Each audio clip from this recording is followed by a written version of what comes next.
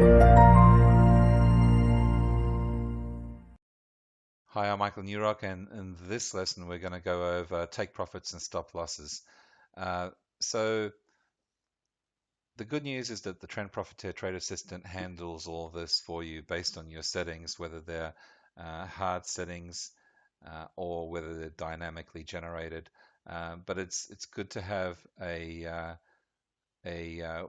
understanding and awareness of take profits and stop losses and how you should trade for optimal results. We do go over quite a bit of this and trade management overall in different lessons, but I just wanted to give you just a basic idea in this Forex 101 series of take profits and stop losses. So let's say we wanted to buy this pair. We're currently on the Kiwi, on the NZD USD. It's on the 1 hour time frame. It doesn't matter what time frame you're on, it's all relative. Now, stop loss is the risk. What are you looking at risking? So let's just put a line here where our current market price is to start off with. So let's make it, well, let's keep it as this cream. So we're looking at getting into the trade here as a buy. Now our stop loss, we can place it in a couple of different places, and this is not any particular strategy at all. We're just going over the basics of what a stop loss is. Let's say we placed a stop just under this patch of bars, or even better, let's say we placed a stop under this particular low. So let's just say we place a stop.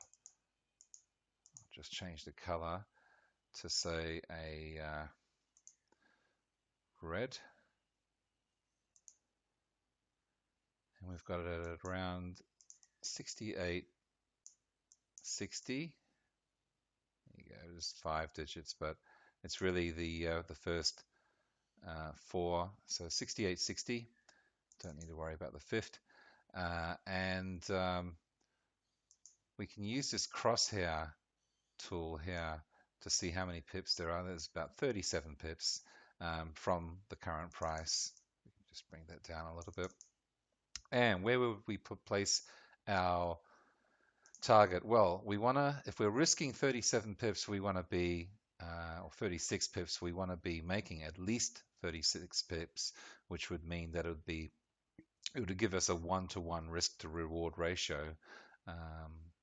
So let's see where 36 pips are. There's about 22 pips to this particular high. And right to here, we've got 55 pips to this high. So 36 pips would be here. That's 69.32. So let's just bring a line there to, let's make this one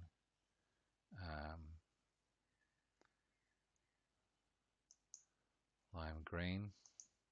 Okay, so this is our entry, this is our stop loss, this is our target. This is where we're going to take profits.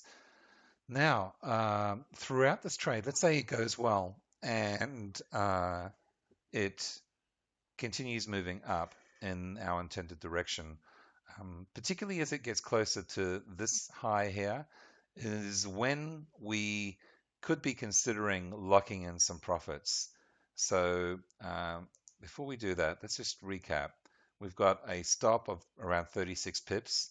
We've got a take profit of 38 pips, so we could even bring that down a little bit. And it could even go higher, say to this high here, which is about there. It's another 38 plus another 22. So about 60 pips. So that means it's almost a 2-to-1 reward to risk ratio if we hit that target there. So what we want to do, because anything can happen in trading, I've seen countless trades that have gone towards target and have just missed out by a few pips or even 1 pip or even a fraction of a pip. into that fifth decimal that I was talking about earlier. Well, it really needs to hit. So the thing is, there's no real rules in trading. It's you're better off to lock in profits than to risk the trade not actually hitting take profit, because there are times where it'll just reverse right back down and hit your stop. So what you want to do is, as this trade progresses upward, you want to, at the very least, move your stop to break even, to where the entry is. Now, I'll just place it just above, okay, to take an allowance of the spread.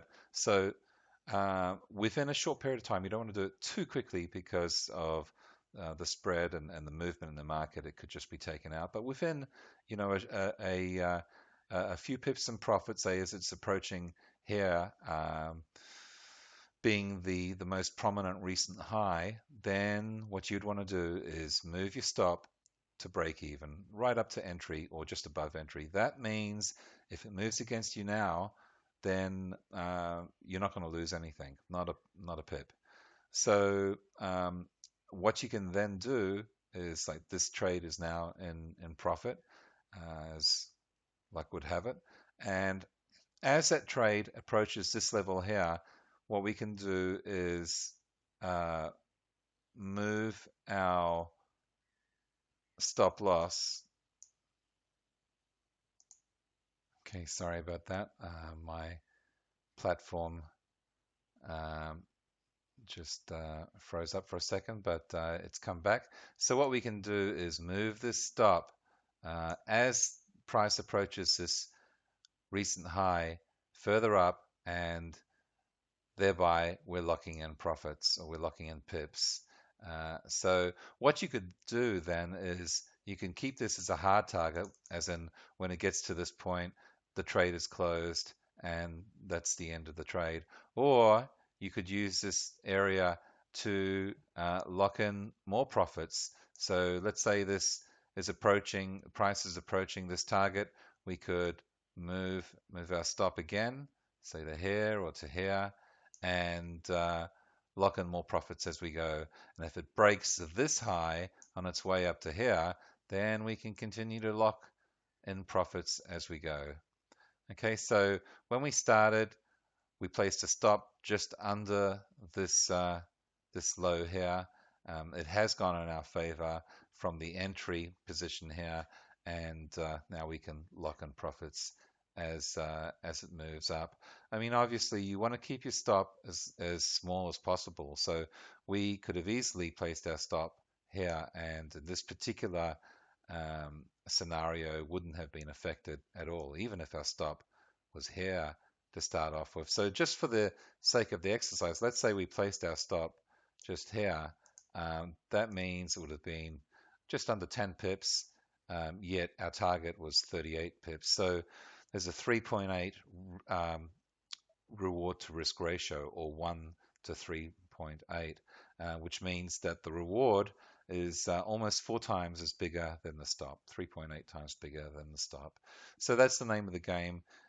Being able to keep your stops really small, and being able to achieve good reward multipliers, good returns on your risk, and also to lock in profits as you go, to minimize any losses from reversal in price, and to also be able to extend your profits by generating more pips and trailing as you go. So that concludes this lesson on the basics of stop loss and take profit. Till next time, good trading, live well, and I'll see you soon.